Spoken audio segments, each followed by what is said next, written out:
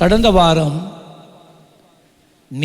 நீதிமானுக்கு வரும் துன்பங்கள், இது வேதத்தில் இருக்கிற ஒரு சத்தியம்.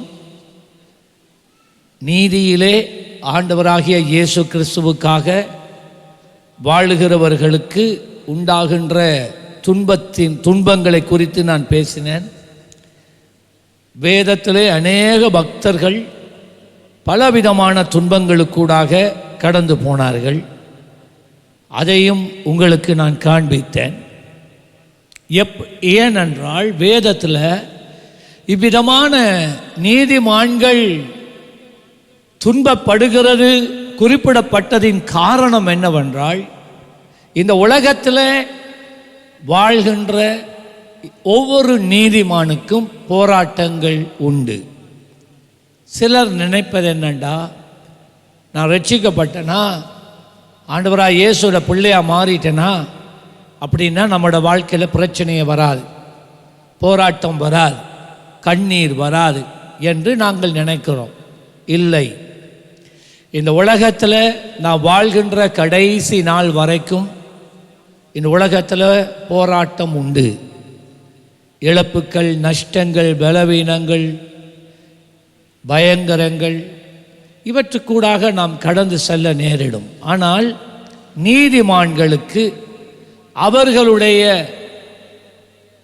தீமையான சூழ்நிலையில் இருந்து விடுவிப்பதற்கு கர்த்தர் அவர்களோடு கூட இருக்கிறார். ஆமென் சொல்லுங்களேன்.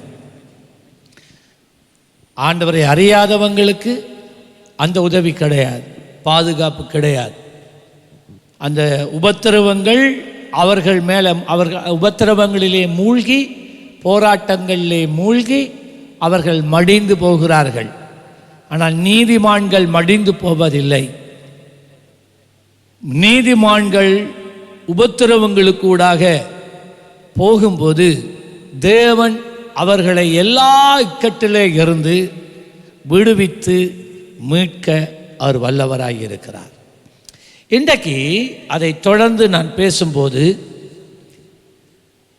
நீதிமானுக்கு வரும் துன்பங்கள் அநேகம் என்று சொல்லப்படும் போது, கட்டாயமாக நாங்கள் யாவரும் காலத்துக்கு காலம்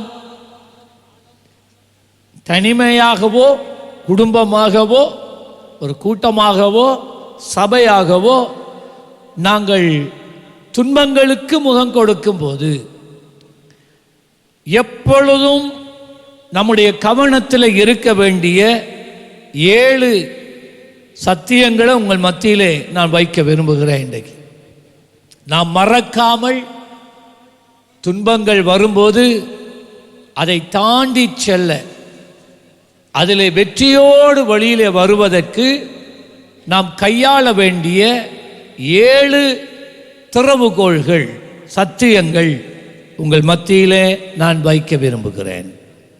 முதலாவது, லுக் அன்டு ஜீசஸ். நீதிமானுக்கு வரும் துன்பங்கள் அநேகம் என்று சொல்லப்படும் போது, துன்பங்களுக்கூடாக ஒரு நீதிமான் கடந்து செல்லும் போது துன்பங்களையே நோக்கி பார்த்து, துன்பத்திற்கூடாக நாம் பெறுகிற செய்திகள், அழுத்தங்கள், நெருக்கங்கள், அதனாலே உண்டாகிற இழப்புக்கள், நஷ்டங்களையே நாம் நினைத்து கொண்டு இருக்காமல், அதற்கு மேலாக தேவனை நோக்கி பார்க்கிறவர்களாய் இருக்க வேண்டும். சங்கீதம் 34 1 முதல் 10 வசனங்களை குறிப்பிட்டு வையுங்கள். ஒரு சில வசனங்களை மாத்திரம் நான் வாசிக்கிறேன். சங்கீதம் 34 1 முதல் 10 வசனங்களில் 4வது வசனம் சொல்லுகிறது, நான் கர்த்தரை தேடினேன், அவர் எனக்கு செவி கொடுத்து என்னை எல்லா பயத்துக்கும் என்னை நீக்கலாக்கி விட்டார். நான் கர்த்தரை தேடினேன். நெருக்கத்தின் நேரத்தில் மனிதனை தேடி ஓட வேண்டாம், அதிகாரிகளை தேடி ஓட வேண்டாம், கர்த்தரை தேடுங்கள். அநேகர் செய்த பெரிய தவறு என்னன்னா, போராட்டங்கள் வரும்போது கர்த்தரை தேடுவதை நிறுத்தி விடுகிறார்கள். வேத வாசிப்பு நிறுத்தப்படுகிறது, ஜெபம் நிறுத்தப்படுகிறது, தேவனுடைய ஆராதனையில வந்து கலந்து கொள்ளுகிறது நிறுத்தப்படுகிறது. அப்ப செய்ய வேண்டியதை செய்யாமல் போகிறோம். இதனாலே அதனுடைய முடிவு என்னண்டா, சத்துரு தான் உங்களுடைய வாழ்க்கையில துன்பங்களை கொண்டு வருகிறோம். ஆனா இப்ப இந்த துன்பங்களை கொண்டு வந்து உங்கள் விசுவாசத்திலே உங்களை அதைரியப்படுத்தும்படிக்காய் சாத்தான் செயல்படும் போது நாம் அவருக்கு சாத்தானுக்கு ஒத்தாசை கொடுக்கிறவர்களாய் மாறிவிடுகிறோம். ஆகவேதான் சின்ன பிள்ளைகள் போல ஏதாவது ஒரு பிரச்சனை வந்தா அம்மா அப்பாவோட கோவிச்சிட்டு இருக்கிறது போல, சகோதரங்களோட கோவிச்சிட்டு இருக்கிறது போல, தேவனோட கோவிச்சு கொண்டு இருக்கிற காலம் சின்ன காலம். அது குழந்தை புத்தி. நீங்க எல்லாரும் வளர்ந்திருக்கிறீங்க. மிகுந்த துன்பங்களுக்கூடாக நீங்கள் முகம் கொடுக்கும் போது நீங்க செய்ய வேண்டிய முதலாவது, சங்கீதக்காரன் மிகுந்த உபத்திரவங்களுக்கு முகம் கொடுத்தான். அவனுடைய அனுபவத்திலே அவன் சொன்னான், நான் கர்த்தரை தேடினேன். எல்லாரும் சொல்லுங்க, நான் கர்த்தரை தேடினேன். முன்னிலும் அதிகமா தேடணும், அதிகமா ஜெபம் பண்ணணும், அதிகமா அப்பாட பாதத்தில் அமர்ந்திருக்க பழகணும். சில நேரங்கள்ல துன்பங்கள் அதிகரிக்கும் போது ஜெபிக்க வார்த்தை வராது. வாயை திறந்தா அழுகழுகையாவே வரும். கண்ணால தண்ணீர் கொட்டிக்கொண்டே இருக்கும். மறக்க வேண்டாம், உங்கள் கண்ணீர் ஆண்டவருடைய பாதத்தில் அமர்ந்திருந்து சிந்தப்பட்டால் அது விண்ணப்பங்களாய் அவருடைய சமூகத்தில் போய் சேருது. அதை விட்டுட்டு உங்களோட கண்ணீரை மனுஷண்ட பாதத்தில் ஊற்றினா எந்த பிரயோஜனமும் இல்லை. ஆகவே இதை மனதில் வச்சுக்கொள்ளுங்க. மிகுந்த நெருக்கத்தை கூட போகிற நேரம் நீங்கள் முதலாவது செய்ய வேண்டியது அப்பாவினுடைய பாதத்தில் நீங்கள் சரணடைய வேண்டும். ஆண்டவரே, என்னப்பா இது, நான் செய்வது எனக்கு ஒன்றுமே புரியுதில்லையே. யோபேனுடைய வாழ்க்கையில் திடீரென்று ஒரு கெட்ட செய்தி வருது. வேலைக்காரங்களை பிடிச்சு கொண்டு போயிட்டாங்களாம். அடுத்த செய்தி, ஒட்டகங்களும் மாடுகள் எல்லாம் திருடப்பட்டு விட்டது. அடுத்தவன் வாரம் அடுத்த செய்தியோட பெருங்காற்று வந்தது. உங்களோட பிள்ளைகள் இருந்த வீட்டிலே மோதி அடித்து எல்லாருமே செத்து போயிட்டான். நான் மட்டும்தான் தப்பி இருக்கிறேன்னு வாரான். வேலையாட்களை இழந்தான், சொத்தை இழந்தான், வருமானத்தை இழந்தான், பிள்ளைகளை இழந்தான். இவ்வளவு செய்தி ஒன்றுக்கு பின்னால் ஒன்று வரும்போது அவன் செய்த முதலாவது காரியம் என்ன தெரியுமா? அவன் சாம்பலிலே தேவனுக்கு முன்பதாக உட்கார்ந்தான். ஏன் சாம்பல் உட்கார்றாங்க தெரியுமா? அவன் ஆண்டவரை பார்த்து சொல்றான், ஆண்டவரே, நான் புழுதியிலிருந்து வந்தவன், நான் புழுதிக்கே திரும்புகிறவன், நான் ஒரு புழுதி, நான் ஒரு தூசி. நீர் எனக்கு கொடுத்ததை நீர் எடுக்கும் போது நான் எப்படி உம்மிடத்தில் கேள்வி கேட்க முடியும்? நீர் அனுமதிக்காம என் வாழ்க்கையில் எதுவுமே நடக்க முடியாது. எந்த துன்பமும் எந்த இழப்பும் நஷ்டமும் வர முடியாது. ஆகவே ஆண்டவரே, துன்பங்களுக்கு நான் முகம் கொடுக்கும் போது நான் உம்முடைய பாதத்திலேயே நான் விழுந்து, நீர் உமக்கு இஷ்டமானதை செய்ய வல்லவர், நான் யாரு? நான் ஒன்றுமே இல்லை. புழுதியில் இருந்த என்னத்தான் இவ்வளவு உயர்த்தி வச்சிங்க, இப்போ எல்லாத்தையும் ஊதி விட்டுட்டீங்களா? நான் மறக்கலை, என் ஆரம்பத்தை நான் மறக்கலண்டு.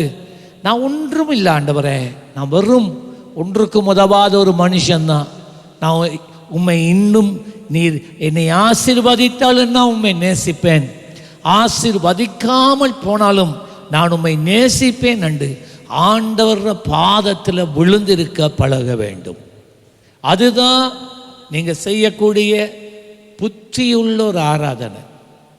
5வது வசனம், அவர்கள் அவரை நோக்கி பார்த்து பிரகாசம் அடைந்தார்கள். நல்லா கேளுங்க, துன்பங்கள் ஒரு நீதிமான் வாழ்க்கையில் வரும்போது பல பக்கத்தால் வரும், பல கட்ட செய்திகள் வரும், உள்ளத்துல பயங்கள் சூழ்ந்து கொள்ளும். அதான் முதல் வசனத்தில் சொன்னான், பயத்தால் நான் நிரம்பினேன். துன்பங்கள் அதைத்தான் செய்யும், பயத்தை கொண்டு வரும். பயம் நமக்குள்ள பதற்றத்தை கொண்டு வரும். இந்த பதற்றம் நாங்கள் பிழையான தீர்மானங்களை, முடிவுகளை எடுக்க வைக்கும். ஆனால் நாம் தேவனுடைய பாதத்திலே விழுந்தா, எங்களை சூழ எல்லாமே இருளா இருந்தாலும், போகிற வழி தெரியாமல் தவித்தாலும், ஒரு காரியத்தை மறக்க வேண்டாம். நீங்க அப்பாட பிரசன்னத்தில் இருக்கும்போது அவர்கள் அவரை நோக்கி பார்த்து பிரகாசம் அடைந்தார்கள். அப்படின்னா வெளியிலிருந்து பிரகாசம் வாரதில்லை, உங்களுக்குள்ள தேவனுடைய பிரகாசம் வீச ஆரம்பிக்கும். விளங்கிட்டா?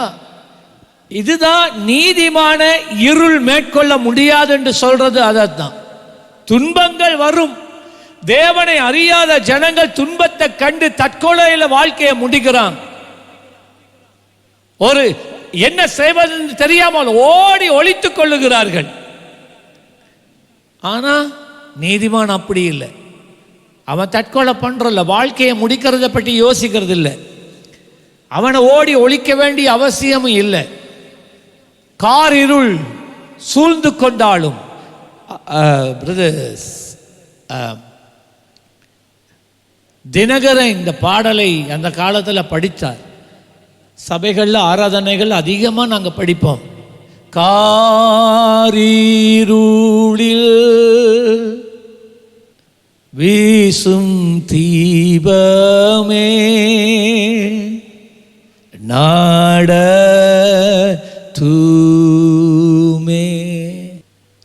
அருமையான ஒரு பாடல். கார் இருளில் என் நேச தீபம் நீர்தான். ஆம் பிரியமானவர்களே, கார் இருள் போராட்டங்கள் சூழும் போது இருள் நம்மை சூழுகிறது. எல்லாம் வாழ்க்கை இருட்டாகிறது. இருட்டுக்குள்ள என்ன செய்தன்னு தெரியாது. ஆனா நீதிமான்களோட வாழ்க்கையில் அவர்கள் துன்பங்கள் வரும்போது, காரிருள் சூழும் போது, அவர்கள் தேவனுடைய பாதத்தில் அமர்ந்திருக்கிறதினால் தேவன் அவர்கள் இருதயத்தில் நீதியின் சூரியனாய் உதிப்பார். அல்லேலூயா. வெளிச்சம் உண்டு, நம்முடைய உள்ளத்தில் வெளிச்சம் இருக்கு. அவர்கள் அவரை நோக்கி பார்த்து பிரகாசம் அடைந்தார்கள், அவர்கள் முகங்கள் வெட்கப்பட்டது. பார்த்தீங்களா? எப்ப தேவனுடைய வெளிச்சம் உங்களுடைய உள்ளத்தில் பிரகாசிக்குதோ, அந்த அந்த வெளிச்சத்தை பெற்றுட்டீங்களா, என்னத்தான் நடக்கட்டும் நீங்க தலை நிமிர்ந்து நீங்க தைரியமா இந்த உலகத்துக்கு நீங்க முகம் கொடுப்பீங்க. எல்லாம் இழப்பா இருக்கலாம், இருளா இருக்கலாம், ஆனா உங்களுக்குள்ள வெளிச்சம் உதிச்சு கொண்டு இருக்கிறதுனால, உங்களுடைய வாழ்க்கை பிரகாசித்து கொண்டு இருக்கிறதுனால ஒரு நாள் நீங்கள் வெட்கப்பட்டு போவது இல்லை. ஆமென் சொல்லுங்களேன். அல்லேலூயா.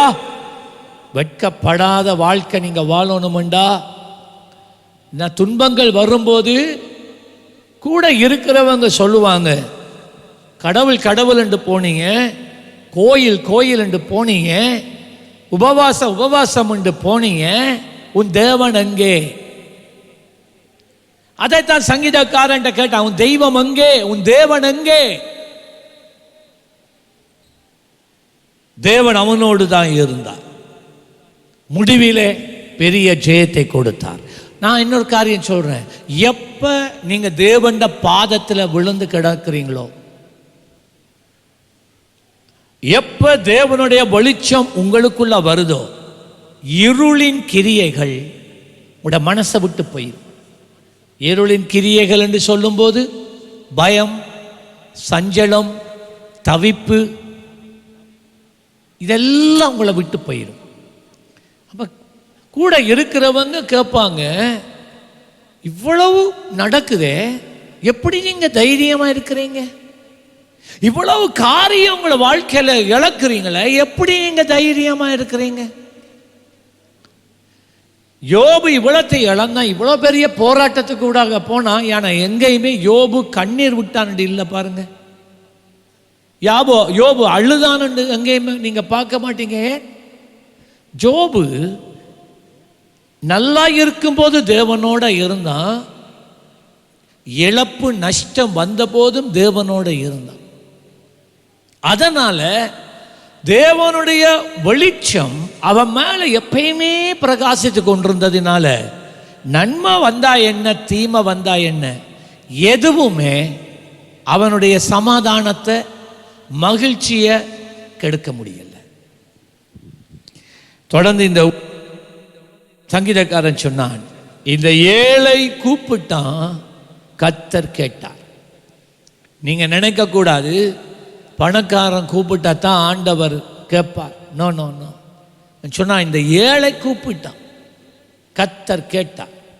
யாரா இருந்தாலும் பரவாயில்ல, நீங்க ஒரு பிள்ளையா இருக்கலாம், ஒரு வாலிபனா இருக்கலாம், உங்களோட குடும்பத்தில் நடக்கிற போராட்ட பிரச்சனை நிமித்தம் நீங்க ஒரு பிள்ளையா இருந்து என்ன செய்வதென்று தெரியாம நீங்க தேவண்ட பாதத்தில் விழுந்து, அப்பா என் குடும்பத்துக்கு விமோசனம் இல்லையா நீங்க ஜெபிச்சு பாருங்க, உன் ஜெபத்தை அவர் கேட்பார்.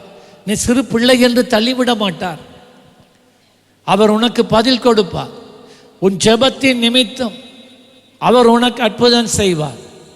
இந்த ஏழை கூப்பிட்டான், கர்த்தர் கேட்டு அவன் இடுக்கன் எல்லாவற்றிலேயும் இருந்தும் நீக்கலாக்கி ரட்சித்தார். 7ஆம் வசனம், கர்த்தருடைய தூதன். நல்லா மறக்க வேண்டாம், இதை பற்றி அதிகமாக நான் பேசுறதில்லை, ஆனால் இதை குறித்து ஒரு நாள் நான் உங்களுக்கு பேசுவேன். ஆண்டவராகிய இயேசு கிறிஸ்துவை சொந்த இரட்சகராக ஏற்றுக்கொண்ட ஒவ்வொரு தேவ பிள்ளைகளுக்கும் உதவி செய்வதற்காக தேவன் தமது தூதர்களுக்கு கட்டளையிடுவார். ஆமாம், தூதனை கண்டு நாங்கள் கும்பிடுறதில்லை. தூதர்கள் எங்களை விட கீழே இருக்கிறவங்க, ஆனால் எங்களை விட வல்லமை உள்ளவர்கள், பலமிக்கவர்கள். ஆனால் பணிவிடை செய்யும் தூதர்கள் என்று எபிரேய நிருபர் சொல்லுகிறார். நமக்கு பணிவிடை செய்ய, நமக்கு ஒரு வேலைக்காரனாக இருந்து உதவி செய்யத்தான் தேவன் தூதர்களை நமக்கு கட்டளையிடுகிறார். எத்தனையோ சந்தர்ப்பங்களில் உண்மை சம்பவங்கள், சில வாலிப சகோதரிகள் வேலை முடிஞ்சு தனியாக ரோட்டில் ராத்திரி வேளையில் வரும்போது அவர்களை சீரழிக்கும்படிக்காக பெரிய மனிதர்கள் வரும்போது திரும்ப பார்த்தா ஆட்கள் வந்தவங்க ஓடி போகிறத பார்ப்பான். ஏனென்றே புரியலை, பிறகுதான் கேள்விப்படுவாங்க, உன்னை பிடிச்சு உன்னை சீரழிக்க நான் வந்தேன், ஆனால் உனக்கு பக்கத்தில் இவ்வளோ தடித்த மனுஷர்கள் 2 பேர் இருந்ததை நான் கண்டு பயந்து போயிட்டேன்னு சொல்லுவாங்க. எத்தனை பேர் சாட்சி சொல்லிக்கிறான். அந்த மனுஷர்கள் போல இருந்தது தேவனுடைய தூதர்கள். தேவனுடைய தூதர்கள் எப்பொழுதும் உங்களோடு கூட இருக்கிறார்கள். ஆனால் நாங்கள் அதை பற்றி பெருசாக கதைக்கிறது இல்லை.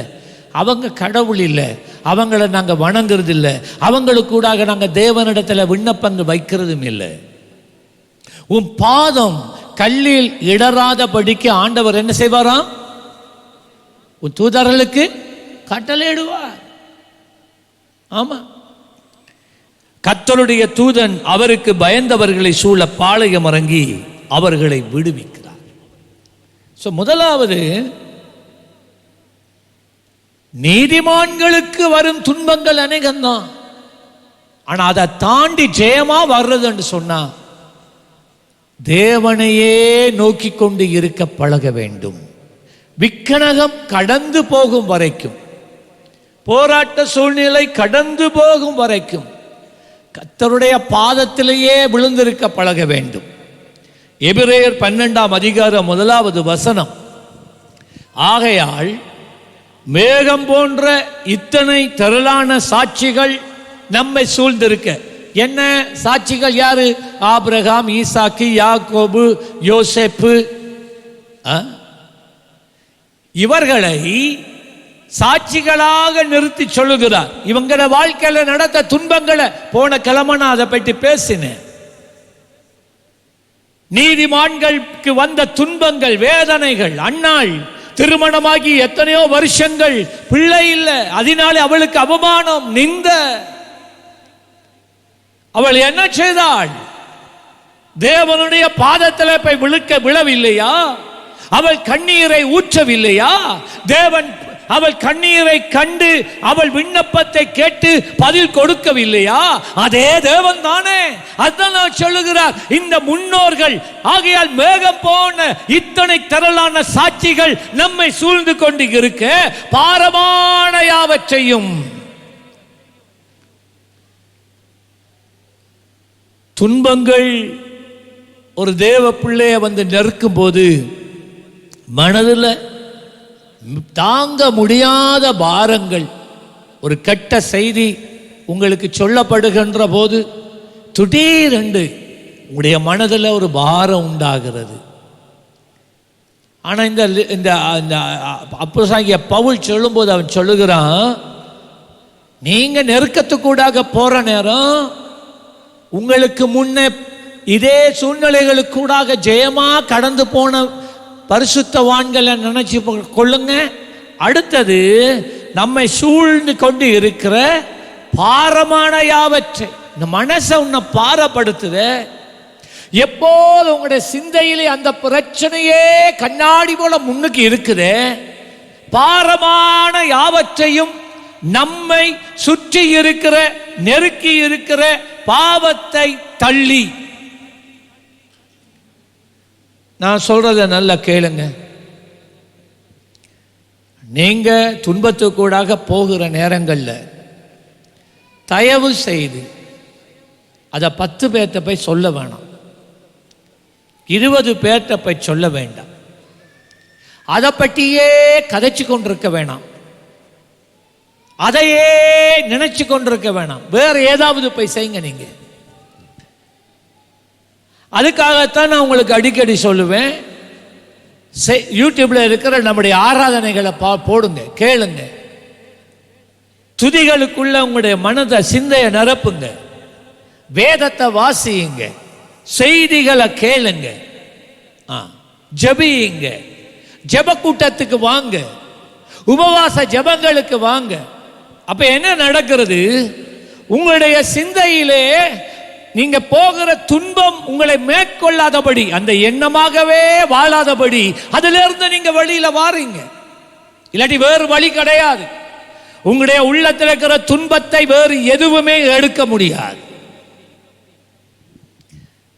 சில நேரம் பெரிய போராட்டத்துக்கூடாக நீங்க போறீங்க.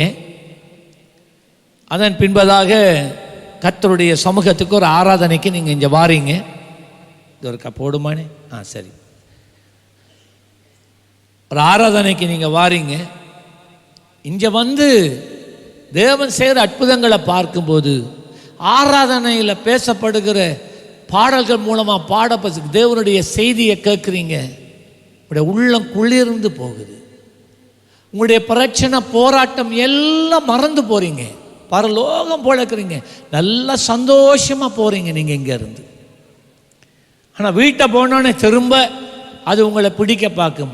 ஆனால் நீங்கள் அது உள்ள உட்பிரவேசிக்காதபடி உங்களை காத்துக்கொள்ளணும். ஆமாம், காத்துக்கொள்ளுங்க. அப்பா சொல்றார், பாரமாய் தோன்றுகிற எல்லா எண்ணங்கள், எல்லா காட்சிகள் எல்லாம் ஒன்றுமே உங்களை நெருங்க விடாம சொல்கிறார், விசுவாசத்தை துவக்கிறவரும் முடிக்கிறவருமாகிய இயேசு கிறிஸ்துவையே நோக்கி நமக்கு நியமித்திருக்கிற ஓட்டத்தில் எப்படி ஓடட்டும்? பொறுமையா ஓடுங்க, பொறுமையா ஓடுங்க, ஓடுங்க. ஓடுறத நிறுத்தக்கூடாது. ஆண்டவருக்காக ஓடுகிறத நிறுத்தக்கூடாது. ஆண்டவருக்காக நீங்க என்னென்னலாம் ஊழியம் செய்றீங்களோ, என்ன துன்பம் வரட்டும், நீங்க எப்ப துன்பங்களை பார்த்து தேவனுக்கு செய்கிறத நிறுத்துறீங்களோ அந்த போச்சு. அண்டையோட உங்களுக்கு தோல்விதான், அண்டைக்கோட உங்களுக்கு தோல்விதான். உங்களுடைய துன்பங்கள் உங்களை மேற்கொண்டு உங்களை அழித்து விடும். அது சிலர் நீங்க அப்படி நடந்து பழகிட்டீங்க. ஏதாவது ஒரு சின்ன பிரச்சனை வந்த உடனே சபையில் இருக்கிறவங்களோட கோவிக்கிறது, சபையை ஊழியத்தோட கோவிக்கிறது, அப்படியே எங்கனாலும் மறைஞ்சு போயிடுறது. 1 மாசம் 2 மாசம் பிறகு மெதுவா வர்றது. நாங்க வரலாமா? இது சின்ன பிள்ளை தன்மை, இது முதிர்ச்சி இல்லை. நீங்க விட்டுட்டு ஊழியத்தை விட்டுட்டு போனா, உங்களுடைய உத்தரவாதங்களை நீங்கள் விட்டுட்டு போனா, நீங்க ஓடுகிறதை நிறுத்துகிறீர்கள். நீங்கள் ஓடுகிறதை நிறுத்தினால் உங்கள் துன்பங்கள் உங்களை மேற்கொண்டு உங்களுக்கு சமாதியை கட்டிடும். மனசுல நல்லா வச்சுக்கொள்ளணும். ஓட்டத்தை நிறுத்தக்கூடாது. இயேசுவை பார்த்து கொண்டே ஓடு. எத்தனை துன்பம் வரட்டும், எத்தனை சவால்கள் வரட்டும், எத்தனை அவமான நிந்தைகள் வரட்டும், ஓடு. ஓடிக்கொண்டே இரு, உனக்கு ஜெயம் வருகிறது. நல்ல கையை தட்டி ஆண்டவருக்கு நன்றி சொல்லுங்க. சங்கீதம் 123 முதல் 2 வசனம். 123 சங்கீதம் 1-2 வசனம். பரலோகத்தில் வாசமாயிருக்கிறவரே, உம்மிடத்துக்கு என் கண்களை ஏறெடுக்கிறேன். கண்களை ஏறெடுப்பேன், என் கண்களை ஏறெடுப்பேன். அப்படின்னு என்ன தெரியுமா? கண்களை ஏறெடுக்கிறேன்னா மேல பார்க்கிறது. வானத்திலே பரலோகத்திலே சிங்காசனத்திலே வீற்றிருக்கிற தேவனை அண்ணார்ந்து பார்க்கிறது. துன்பம் என்ன தெரியுமா செய்யும்? துன்பம் செய்கிற இன்னொரு வேலை என்னண்டா, உன்னை குனிந்திருக்க பண்ணும், மேல பார்க்க விடாது, உன்னை குனிய பண்ணும். எப்பயுமே இருளையே பார்க்க வைக்கும்.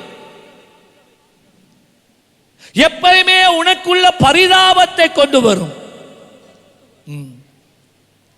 அது உன்னை அழிக்கும். நீதிமான்கள் செய்கிற வேலை என்ன தெரியுமா? கண்களை ஏறெடுப்பேன். சொல்லுங்க, என் கண்களை ஏறெடுப்பேன். அல்பா ஒமேகா என் தேவனே, கண்களை ஏறெடுப்பேன். சபை சொல்லுங்க, என் கண்களை ஏறெடுப்பேன், என் கண்களை ஏறெடுப்பேன். அல்பா ஒமேகா என் தேவனே, கண்களை ஏறெடுப்பேன். வசனம் சொல்லுது, துன்பங்கள் வரும் போது என் வேதனையில் திடம் கொள் என் நெஞ்சமே, உன்னை அழைத்தவர் காத்திடுவார். துன்பங்கள் வரும் போது என் வேதனையிலே,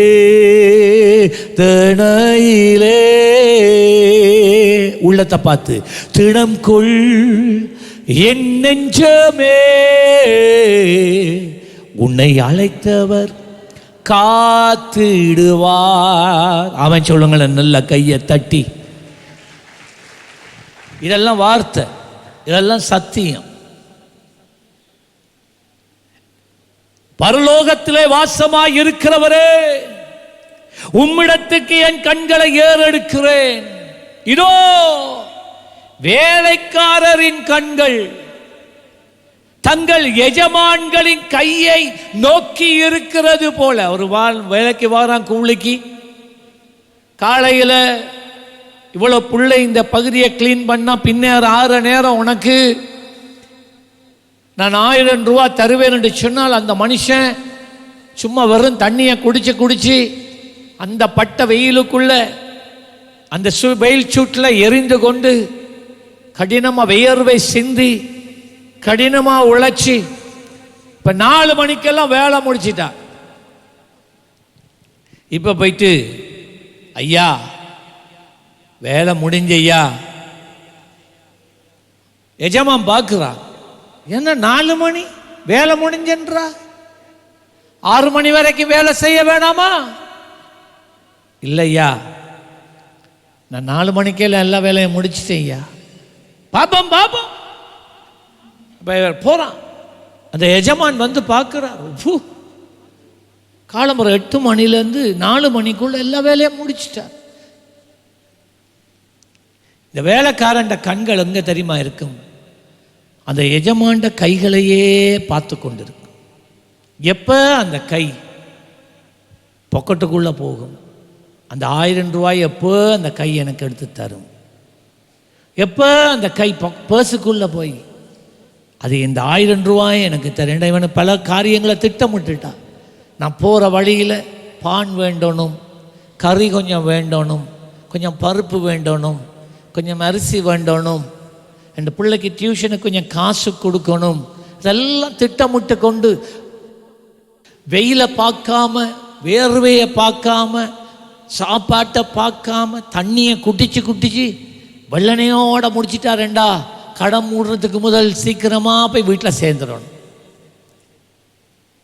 அப்போ இந்த சங்கீதக்காரன் சொல்கிறான், ஒரு நீதிமான் துன்பத்துக்கூடாக போகிற நேரத்தில் அவன் ஆண்டவருடைய பாதத்தில் அமர்ந்திருந்து ஆண்டவரையே எப்படி தெரியுமா நோக்கி கொண்டு இருக்கிறான். அந்த வேலைக்கார எஜமாண்ட கை எப்ப அந்த கை பொக்கட்டுக்குள்ள போகும், எப்ப அந்த கை என்னை ஆசீர்வதிக்கும், எப்ப அந்த கை என்னை தடவி கொடுக்கும், தட்டி கொடுக்கும், என்னை தாங்கி கொள்ளும் என்று ஏக்கத்தோட பார்த்து கொண்டு இருக்குமா. அதான் சொன்னா, வேலைக்காரரின் கண்கள் தங்கள் எஜமான்களின் கையை நோக்கி இருக்குமா போல, வேலைக்காரியின் கண்கள் தன் எஜமாட்டியின் கைகளை நோக்கி இருக்குமா போல, என் தேவனே கர்த்தர் எங்களுக்கு இரக்கம் செய்யும் வரைக்கும் எங்கள் கண்கள் அவரையே நோக்கி கொண்டு இருக்கும். ஆமென் சொல்லுங்களேன். இதுதான் பிரியமான தேவ பிள்ளைகளை, ஒரு நீதிமான் துன்பமான காலங்களுக்கூடாக கடந்து செல்லும் போது அவன் எடுக்கிற முதலாவது தீர்மானம். ஸோ நான் இதை ரஷ் பண்ண மாட்டேன். 7 காரியம் இருக்குது. இன்றைக்கு அதை முடிக்காட்டி அடுத்த கிழமை நான் தொடருவேன். ஆனால் நீங்கள் இதை உங்களுக்குள்ள உள்வாங்க வேண்டும். ஒரு செய்தியாக கேட்டுட்டு போக வேணாம், படியுங்க. இதுதான் வேத சத்தியங்கள். உபத்திரவங்களை கண்டு, போராட்டங்களை கண்டு நாங்கள் ஓடி ஒழிக்கிறவர்கள் அல்ல, நாம் நிற்கிறவர்கள். அடியை வாங்கி வாங்கி நிற்கிறோம், எதிர்ப்பை சம்பாதித்து கொண்டு நாங்கள் நிற்கிறோம். ஏன் தெரியுமா? எங்களை பலப்படுத்துகிற கிறிஸ்து ஒருவர் இருக்கிறார். ஆமென் சொல்லுங்களேன். என்னை பலப்படுத்துகிற கிறிஸ்துவினால் எல்லாவற்றையும் செய்ய பலனுண்டு. அவர் பலப்படுத்துகிறார். யாருக்கு பலப்படுத்துகிறார் தெரியுமா? பாதத்தில் இருந்து அவரையே பார்த்து கொண்டு இருக்கிறவனுக்கு. ஸோ முதலாவது அவரை எப்பொழுது நோக்கி கொண்டு இருக்க வேண்டும். இரண்டாவது சத்தியம், இரண்டாவது திறவுகோள், ஆண்டவர் மேலேயே சம்பூரணமான நம்பிக்கையை வைக்கிறது. இன்னொரு விதத்தில் சொல்ல போனா, அந்த சூழ்நிலையில, துன்பமான அந்த சூழ்நிலையில என்ன செய்வதென்று தெரியாமல் தவிக்கின்ற அந்த போது, அந்த நேரத்தில் எல்லாமே நமக்கு எதிராக இருக்கின்ற வேளையில தேவனுடைய பாதத்திலிருந்து அவரையே நோக்கி கொண்டு இருக்கும் போது இந்த வருது இரண்டாவது திறவுகோள். தேவன் நீ எடுக்க வேண்டிய சில தீர்மானங்களை உனக்கு முன்பதாக வைப்பார். இதுவரைக்கும் நீ எடுக்காத சில தீர்மானம், விட வேண்டியதை விட சொல்லுவார், சில காரியங்களை விட சொல்லுவார், சில காரியங்களை எடுக்க சொல்லுவார், சில காரியங்களை நோக்கி பார் என்று சொல்லுவார், அதை செய் என்று சொல்லுவார், அங்க போ என்று சொல்லுவார். சில நேரம் அதை செய்யாத என்று சொல்லுவார், அங்க போகாத என்று சொல்லுவார். இப்ப அந்த வேளையில தேவனுடைய ஆலோசனை நமக்கு பைத்தியமாக தோன்றும். இது ஆண்டவர் நான் அவரிடத்தில் எதிர்பார்த்ததுக்கு எதிராக புறம்பாக மாறாக செயல்படுகிறாரே, நான் எதிர்பார்த்ததுக்கு எதிராக போக சொல்லுகிறாரே, இது நியாயமா என்கின்ற சூழ்நிலை வரும். அந்த தேவனுடைய ஆலோசனை செய்திகளுக்கூடாக வரும். இப்ப நான் பேசிக்கொண்டு இருக்கிற அதே நேரம் தேவன் ஒரு சிலரோட பேசுவார். இப்ப பேசிக்கொண்டு இருக்கிறார். சிலருடைய பாடல்கள், ஒரு ஸ்பெஷல் பாட்டு படிக்கிற நேரமோ இல்லாட்டி ஆராதனையில் வழி நடத்துகிற நேரமோ ஆராதனை லீடர் ஏதாவது இருந்தால் போல ஒரு வார்த்தையை பேசுகிறார். அது கர்த்தர் உனக்கென்று தீர்க்க தரிசனமாக பேசப்படுகிற வார்த்தை. அது உனக்கென்று பேசுகிறார். அப்போ நீங்க போகக்கூடாது, செய்யக்கூடாது, புறக்கணிக்க வேண்டும் என்று நீங்க நினைச்சு கொண்டு இருக்கிற நேரத்தில், தீர்மானித்து இருக்கிற நேரத்தில் தேவன் போன்று சொல்லுவார். செய்கிறதை சீக்கிரமாய் செய்ய என்று சொல்லுவார். உன் தீர்மானத்தை இப்படியாய் மாற்றிக்கொள் என்று சொல்லுவார். பைத்தியமாய் இருக்கும் நமக்கு. என்ன இது ஆண்டவர் எதிர்மறையா பேசுறாரு? இதுதான் எதிர்மறையா இருந்தாலும் அவருடைய ஆலோசனை நமக்கு சாதகமாக அமையாததா இருந்தாலும் அவர் மேலே வைத்திருக்கிற பயபக்தியில என் தேவன் ஒரு நாள் எனக்கு தீமை செய்ய மாட்டார், அவர் எப்பொழுது நன்மையே எனக்கு செய்வார் என்கின்ற நம்பிக்கை, விசுவாசம் தான் இது. அவர் சொன்ன செய்யத்தான் வேணும், நான் செய்துதான் முடிப்பேன்.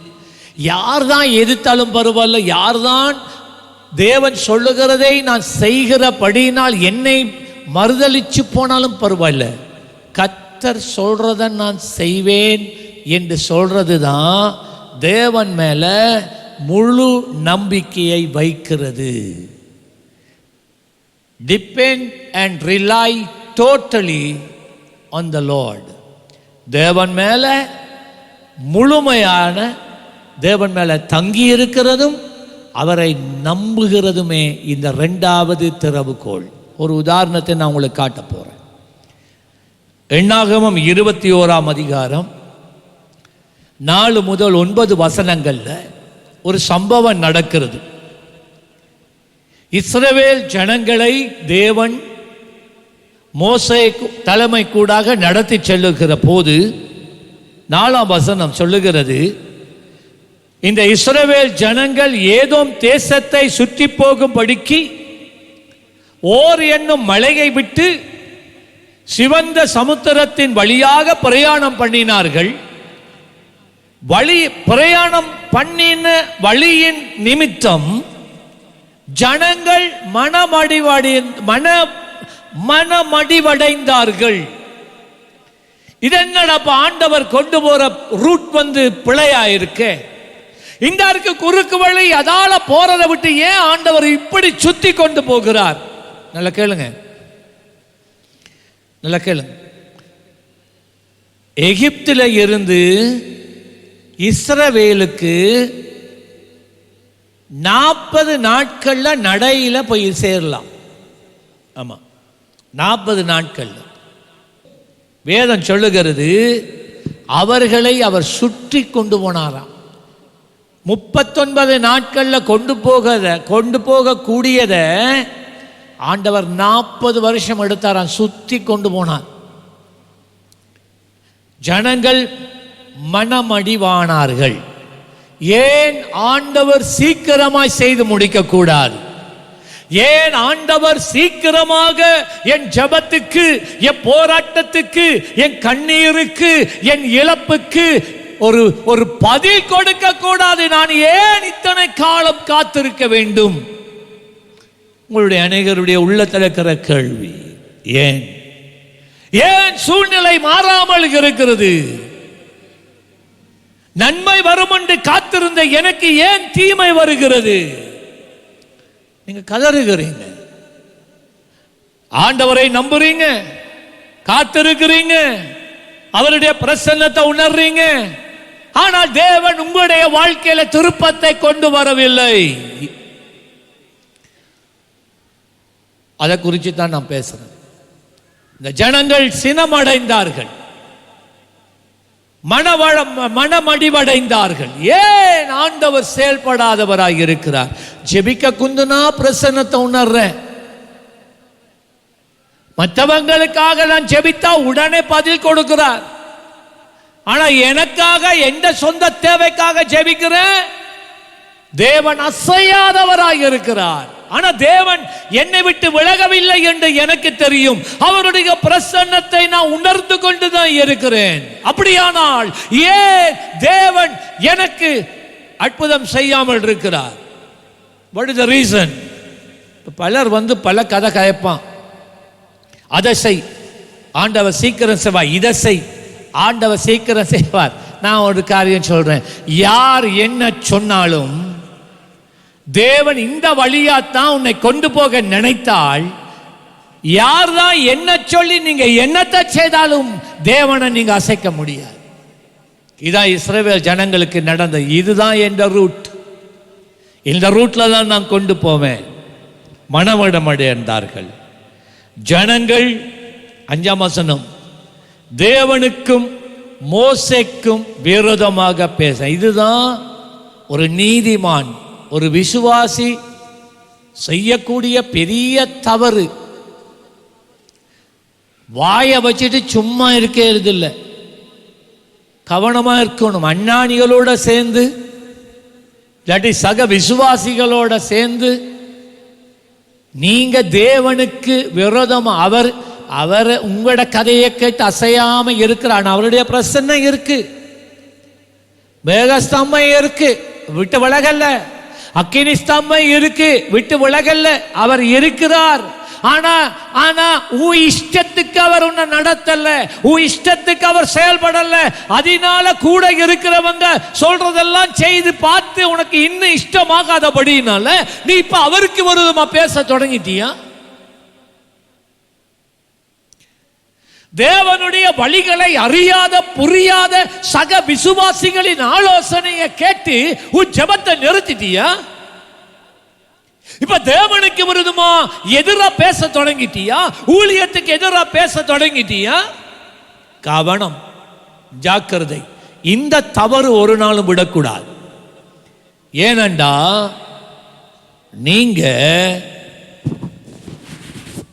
பேசுற ஒவ்வொரு வார்த்தைகளையும் கர்த்தர் கேட்கிறது மாத்திரமல்ல, குறித்து வைக்கிறார். அவருடைய ஞாபக புஸ்தகத்தில் குறித்து வைக்கிறார். நல்லவர் கவனமாக அறிஞ்சு கொள்ளணும். குறித்து வைக்கிறார்.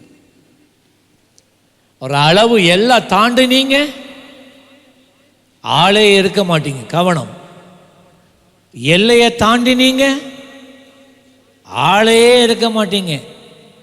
அது இருக்கு. ஜனங்கள் தேவனுக்கும் மோசேக்கும் விரோதமாக பேசி, நாங்கள் வனாந்தரத்திலே சாகும்படி நீங்கள் எங்களை எகிப்து தேசத்திலிருந்து வர பண்ணினது என்ன? இங்க அப்பமும் இல்லை, தண்ணீர் இல்லை, இந்த அற்பமான உணவு எங்கள் மனதுக்கு வெறுப்பாய் இருக்கு. பாருங்க, ஆண்டவர் தூதர்களுக்கு கொடுக்கும் உணவை தம் ஜனத்துக்கு கொடுத்தார், மன்னா. இவங்க என்ன தெரியுமா ஆண்டவர் கொடுக்கிற உணவை சொன்னாங்க? எங்கட அற்பமான உணவு. தேவ உன்னோட பேசுறாரா? தேவ பிரசன்னத்தை உணர்றியா? ஆனா அதை பார்த்து ஒரு அற்பமா நீ என்றியா? பாருங்க, இந்த அற்பமான உணவு எங்கள் மனதுக்கு வெறுப்பாய் இருக்கிறது என்றார்கள். அப்பொழுது கர்த்தர், நல்லா கேட்கணும், ஆரம்பம். அப்பொழுது கர்த்தர், எப்பொழுது நீ ஆண்டவரை தொட்டுட்டா மகனே, நீ ஆண்டவரை தொட்டுட்டா. எதால தொட்டா? நாறுகிற வாயால தொட்டுட்டா. நீ வாயை வச்சுட்டு இருக்க பழகணும், சும்மா தெரியாட்டி பேசாமல் இருக்கணும். அதை விட்டுட்டு அஞ்ஞானிகளோட சேர்ந்துட்டு, பின்மாற்றமடைந்த விசுவாசிகளோட சேர்ந்துட்டு நீ தேவனுக்கு விரோதமாக பேசினியா, அது உனக்கு எதிராகவே அந்த வார்த்தைகள் எழும்பும். நாம் மிகுந்த ஜாக்கிரதையாக இருக்க வேண்டும். பலன் என்ன தெரியுமா வந்தது? தேவன் கர்த்தர் கொள்ளிவாய் சர்ப்பங்களை ஜனங்களுக்குள்ளே அனுப்பினார். வனாந்திரத்தில் பாம்பு அனுப்பினார். அது கொத்தினு சொன்னா மேலெல்லாம் எரியும், நெருப்பு போல எரியும். அந்த விஷயத்துல ஜனங்கள் செத்துருவாங்க. மருந்தே இல்லை. வனாந்திரத்தில் என்னையா பாம்பு கடிக்கு மருந்து? ஒரு நாள் கண்டிராத பாம்பு.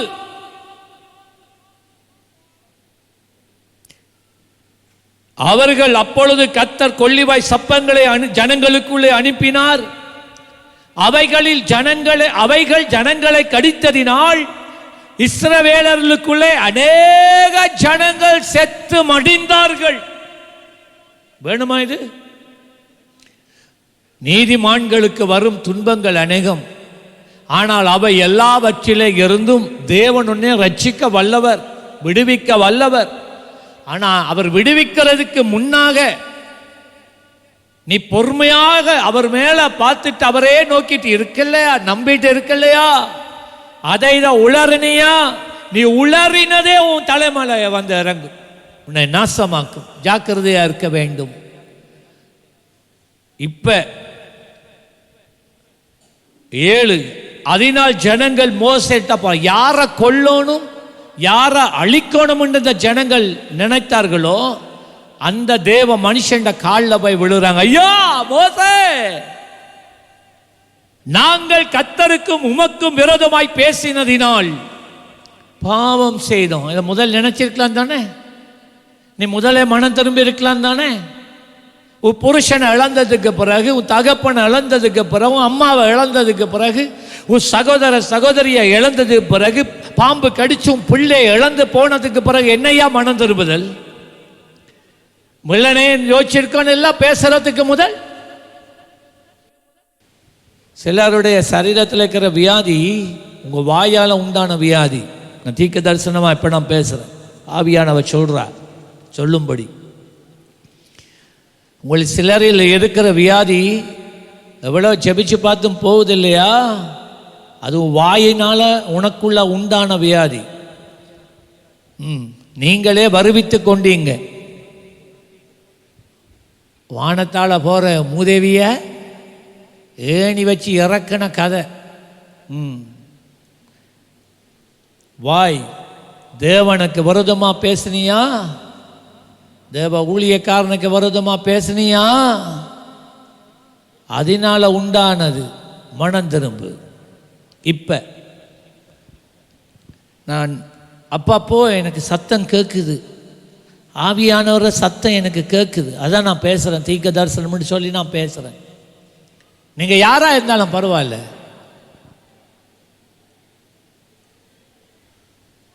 ஆவியானவர் உன்னோட பேசும்போது இருதயத்தை கடினப்படுத்தாம உன்னை தாழ்த்தி மனம் திரும்பி அவருடைய உதவியை நாடு. கர்த்தர் குணமாக்குவார்.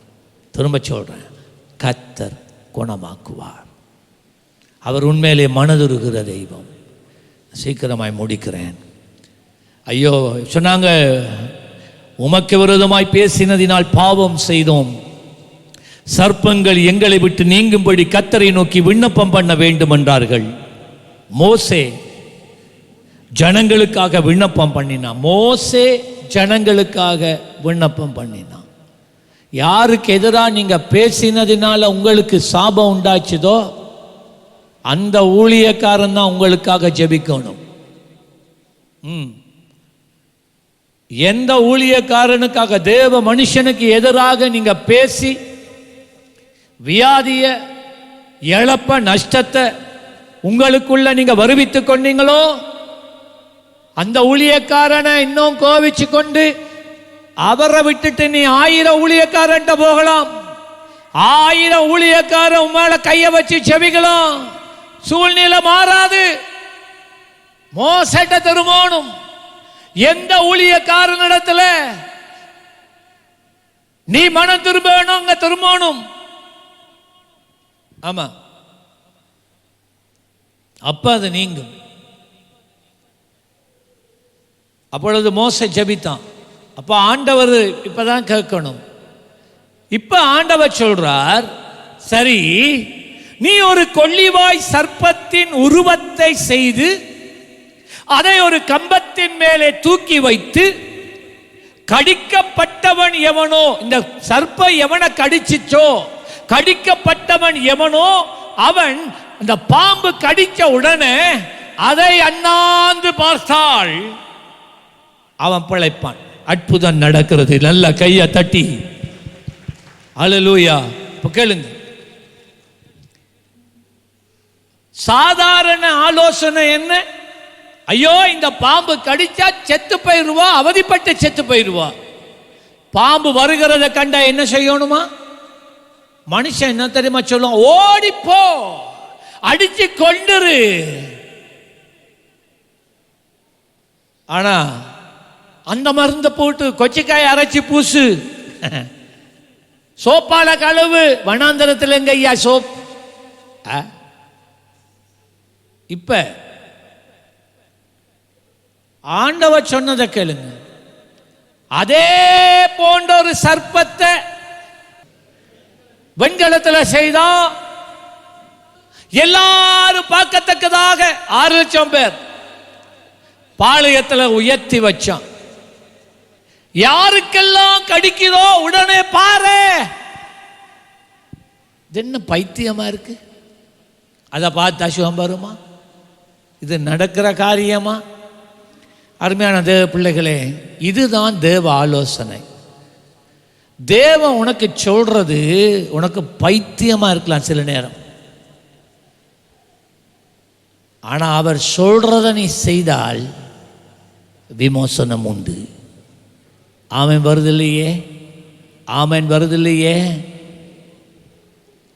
சில நேரம் உனக்கு தீமை செய்தவங்களுக்கே ஒரு கேக் கொண்ட வேண்டி போய் குடுன்னு ஆண்டவர் சொல்லுவார்.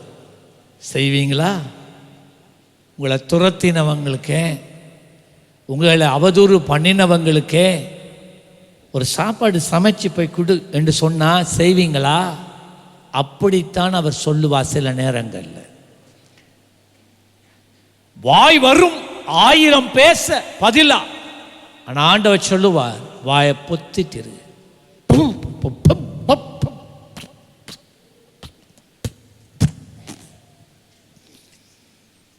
நம்ம ஆட்களுக்கு பேசியா சொல்லணும்? கண்ணால பேசுவாங்க,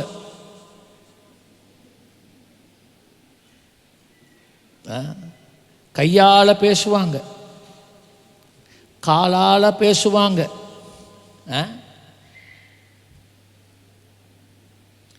சத்தம் வராது வாயால பேசுவாங்க, மூச்சால பேசுவாங்க, எச்சியால பேசுவாங்க. உனக்கு நான் செஞ்சு காட்டுறேன் வேலை. ஆண்டவர் சொன்ன ஷட் அப், வாய பொத்து. எல்லாம் சொல்லுங்க, வாய பொத்து. பக்கத்தாட்டி சொல்றல்ல, உனக்கு சொல்லு, வாய பொத்து.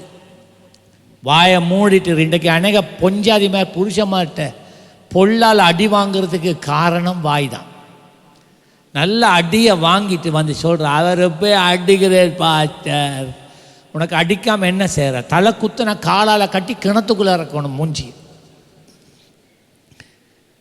வாயால் என்ன வருது வார்த்தை? சரி, அது போகட்டும். தேவன் அவருடைய அந்த அந்த வேளையிலே அவர் உனக்கு கொடுக்கிற ஆலோசனைய நம்பத்தக்கதான இருதயம் நமக்கு வேண்டும்.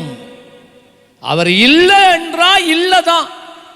அதை ஏற்றுக்கொள்ள முடியுதா? ஐயோ ஐயோ ஐயோ ஐயோ, நீ கேட்கலையா? இன்றைக்கு அநேகர் பெரிய பிரச்சனைக்குள்ள மாட்டுப்பட்டு இருக்கிறதுக்கு காரணம் தேவன் கொடுத்த பைத்தியமான ஆலோசனைக்கு நிற்காததே. ஆமா, அந்த வெண்கல சர்ப்பத்தை நோக்கி பார்த்து ஜனங்கள் பிழைத்தார்கள்.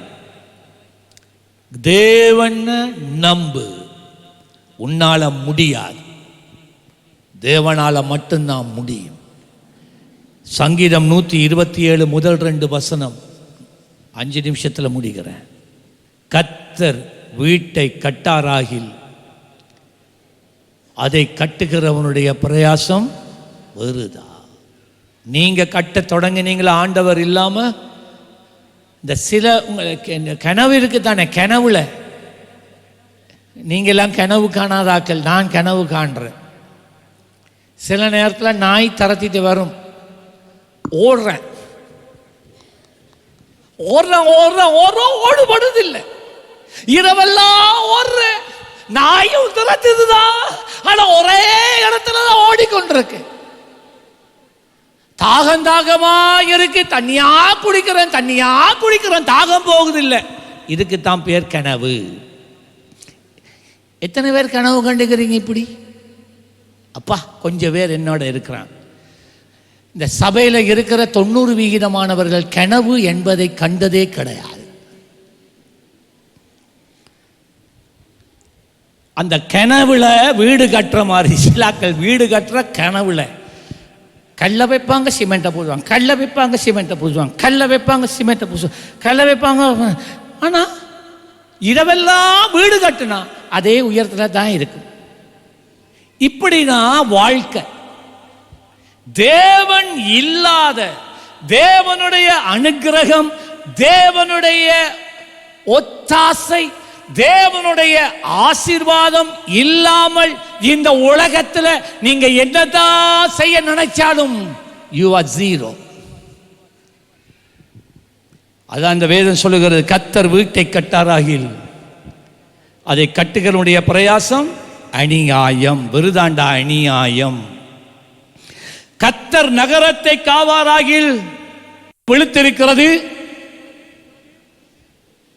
விருதா அநியாயம்.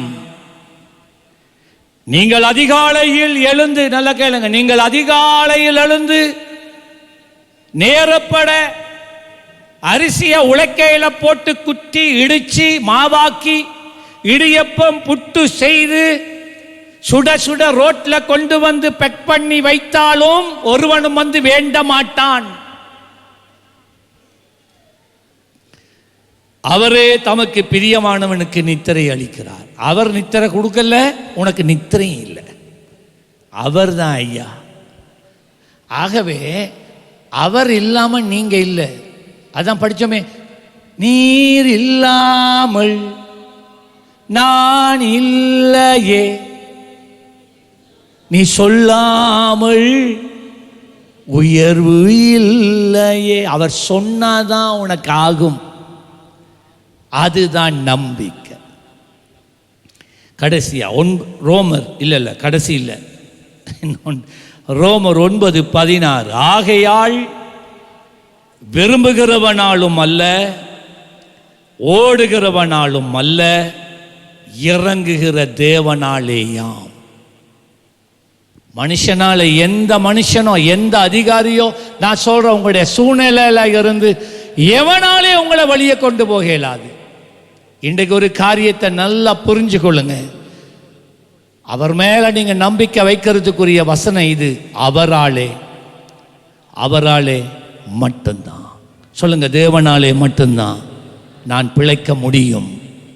கடைசியா சங்கீதம் 62:11 வசனம். சங்கீதம் 62:11 வசனம். தேவன் ஒரு தரம் விளம்பினார், 2 தரம் கேட்டிருக்கிறேன். தேவன் ஒன்றா ஒருக்கத்தான் பேசுவா. தேவன் ஒருக்கா பேசினா போதும். சொல்லுங்க, தேவன் ஒரு தரம் பேசினால் போதும். இல்லை, எல்லாரும் சொல்லல, என்னுடைய சூழ்நிலைக்குள்ள சொல்லுங்க. தேவன் என் சூழ்நிலைக்குள்ள ஒரு தடவை சொல்லுங்க, பக்கத்தால பார்த்து சொல்லுங்க, ஒரு தடவை எந்த தெய்வம் எந்த சூழ்நிலையை குறிச்சு ஒரு தடவை பேசினால் போதும். வல்லமை தேவனுடையது. அல்லேலூயா. அவர் சொன்னாத்தான் ஆகும், அவர் கட்டளையிட்டாத்தான் நிற்கும்.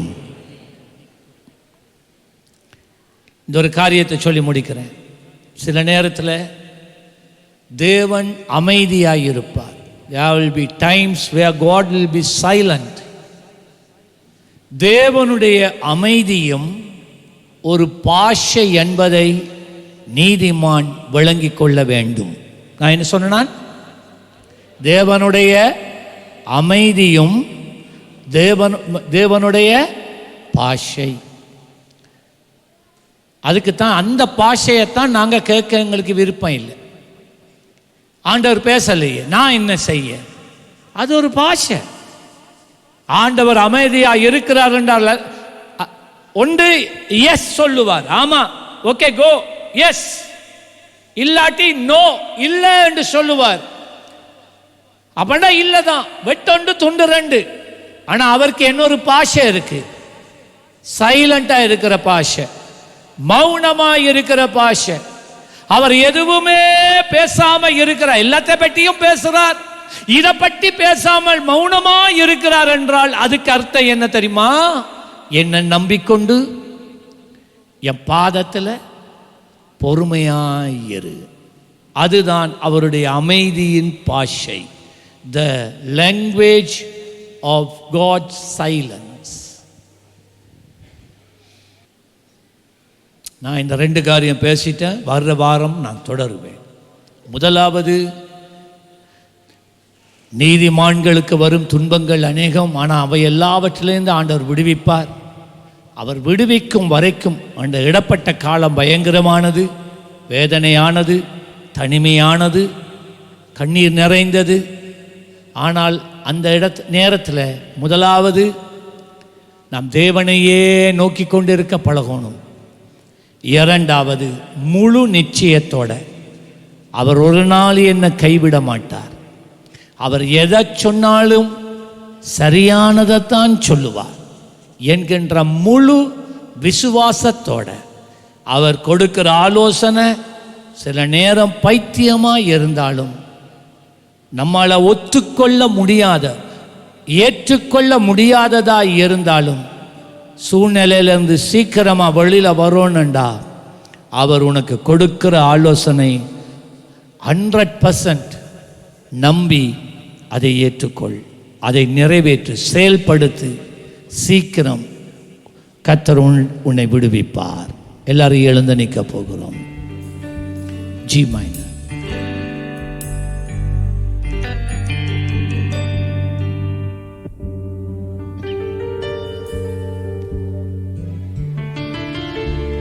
நீர் நம்ப பண்ணின உந்தன் வாக்குகளை நிறைவேற்றி நீர் நம்ப பண்ணின உந்தன் வாக்குகளை நினைத்து நிறைவேற்றுவி. நேரம் போயிட்டு, நேரம் இல்லை. இப்ப இந்த நேரத்தில் தேவனுடைய ஒத்தாசை உங்களுக்கு தேவை. யாருக்கெல்லாம் நான் மிகுந்த துன்பத்துக்கூடாக போறேன், என்ன செய்ததுன்னு தெரியாது, ஆனா இன்றைக்கு கர்த்தர் பேசினபடி நான் அவரையே நோக்கி கொண்டு இருக்கவும், அவரையே முழுமையாக நம்பிக்கொண்டு இருக்கவும் நான் வாஞ்சிக்கிறேன். எனக்கு ஆண்டவரை உதவி செய்யுங்க சொல்றவங்க முன்னுக்கு வாங்க.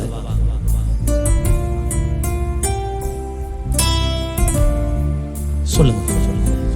நீ நம்ப பண்ணின உந்தன் வாக்குகளை நினைத்து நிறைவேற்றுவி. நீ நம்ப பண்ணின உந்தன் வாக்குகளை நிறைவேற்றி முடித்து மறவாமல் நினைப்பவரே ஏசையா நிறைவேற்றி முடிப்பவரே என்னை மறவாமல் நினைப்பவரே ஏசையா. முதலாம் வசனத்தை போடுங்க. உடன்படிக்கையின் தேவன் உண்மையில் பிசகாதவர். ஓ ஜெபிக்க தொடங்குங்கள். நேரம் போதும்.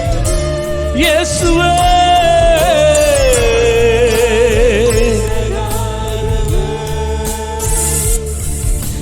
தாவீதுக்கு நான் பொய் சொல்லேன் என்று சொல்லி சொன்னதை நிறைவேற்றுவீர்.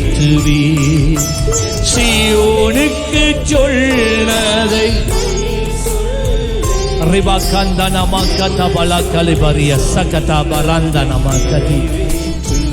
ஆண்டவரே, இந்த ராத்திரி இந்த வேளையிலும் கூட உம்முடைய கரமுடைய ஜனங்கள் மேலாக இறங்குவதாக. நீதிமான்களுக்கு வரும் துன்பங்கள் அநேகமாய் இருந்தாலும் அவைகள் எல்லாவற்றிலே இருந்து நீர் விடுவிக்கிற தேவன். உம்முடைய ஜனங்கள் இந்த நம்பிக்கையோடு இந்த வாரத்துக்குள்ளே பிரவேசிப்பார்களாக. உம்முடைய பிள்ளைகள் கையிட்டு செய்கிற காரியங்கள் வாய்ப்பதாக. உம்முடைய பிரசன்னம் அதிகமாய் உணரப்படுவதாக. உம்முடைய பிள்ளைகளை ஆண்டவரை உயர்த்தும். உம்முடைய பிள்ளைகளை எல்லைகளை விரிவாக்கும். உம்முடைய பிள்ளைகளை ஆண்டவரே முன்பதாய் பூட்டப்பட்ட வாசல்கள் திறக்கப்படட்டும். பிள்ளைகள் நன்றாக படிப்பார்களாக, முன்னேறுவார்களாக, நல்ல சுகமும் ஆரோக்கியமும் நிறைவாய் இறங்குவதாக. குடும்பங்களிலே சமாதானம் பெருகுவதாக. மனதிலே இருக்கிற பயங்கள், சஞ்சலங்கள், தவிப்புகள் இயேசுவின் நாமத்திலே விலகி செல்லட்டும் என்று ஜெபிக்கிறேன். அதிசயத்தை காண பண்ணும் ஜீவனுள்ள இயேசு கிறிஸ்துவின் நாமத்திலே ஜெபிக்கிறேன். ஆமென்.